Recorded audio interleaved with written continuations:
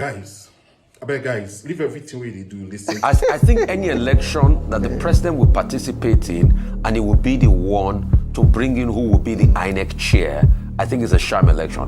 It's just like a football club. I support Chelsea Football Club. It's just like Chelsea Football Club bringing the referee that will ref a match against Manchester United. That's what it feels like. I want to bring something to your attention. There's a Vanguard article on the 7th of September that says bumpy road to 2024. Politicians plot to rig INEC infiltrated and Tinubu shops for Yakubu's successor. The article talked about how politicians are plotting to rig. They said that they will print multiple serials of Form EC8A, B, and C forms. That's the election entry form, the result entry form, that they're going to ring through that method. They also said that they are orchestrating somebody that will emerge as the INEC chair that will work in their favor. They also talked about polling units and the likes and what will happen there.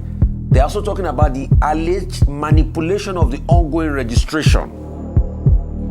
How they are going to use this ongoing registration process to rig. They're also talking about, shopping for a suitable person that will replace the current INEC chief. It's an extensive article that I want a lot of Nigerians to read. What are you saying about that? Because they've already revealed some very key secrets. That's what the Vanguard has revealed. The article again is bumpy road to 2027 election. Politicians plot to rig INEC infiltrated Tinubu shop for Yakubu's successor. Somla, in your honest of hearts, with this National Assembly that you know, if a bill for tenure elongation is given to this National Assembly that you know, can you in your honest of heart beat your chest that this National Assembly will reject it? I mean, why do we deceive ourselves so much in this country? You can say Rufai is talking theatrics because he's in the opposition.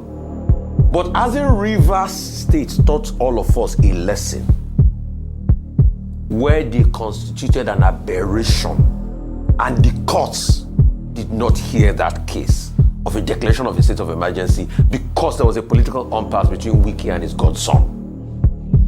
So if that could happen, and even while the president was trying to explain himself away, that's why I said, he will explain, tire. Because we know the truth.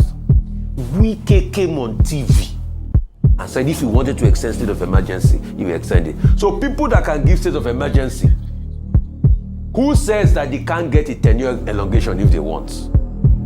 Let's put the facts on the table and analyze it. Somna, I don't know your reaction to this. My question to you is, in your honest of heart, with this National Assembly, do you think if they bring a tenure elongation, this National Assembly will say no to anything that involves President Tinubu? In your honest of heart, Somna?